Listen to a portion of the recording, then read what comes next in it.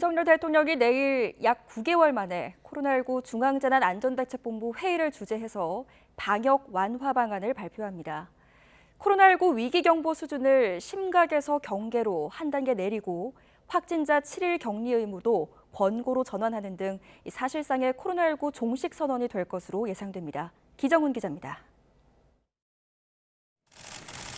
윤석열 대통령이 코로나19 중대본 회의를 주재하는 건 약 9개월 만입니다. 지난해 7월 말 전파력 강한 변이 바이러스가 확산할 때 윤 대통령은 철저한 방역 강화를 주문했습니다.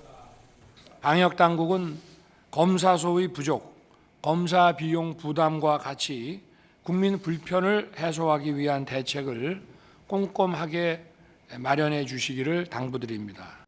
하지만 내일 회의는 방역 완화에 초점이 맞춰집니다. 코로나19 위기경보 수준을 심각에서 경계로 한 단계 내릴 것으로 예상됩니다. 세계보건기구의 코로나19 공중보건 비상사태 해제 이후 자문위원회와 위기평가회의 등을 열어 검토한 결과입니다. 특히 확진자에 대한 7일 격리 의무를 단축하는 대신 권고로 바꾸는 내용이 담길 것으로 알려졌습니다. 이는 세계 주요 나라들이 대부분 이미 격리 의무를 해제한 추세를 고려한 것입니다. 특히 검사도 받지 않은 이른바 숨은 확진자가 많아지면서 확진자 격리의 효과가 크게 줄어든 현실도 고려됐습니다.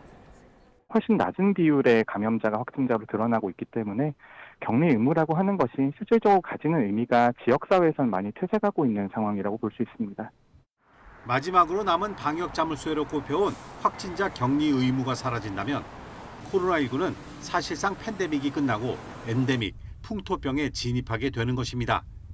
2020년 1월 말 국내에 첫 환자가 나온 지 약 3년 3개월여 만에 사실상의 종식 선언입니다.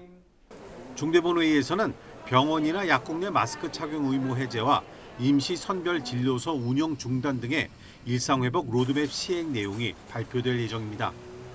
이 같은 조치는 감염병 등급 조정을 위한 고시 개정 등 최대 20일 정도 걸리는 행정 절차를 고려해 이달 말부터 시행할 가능성이 큰 것으로 전해졌습니다.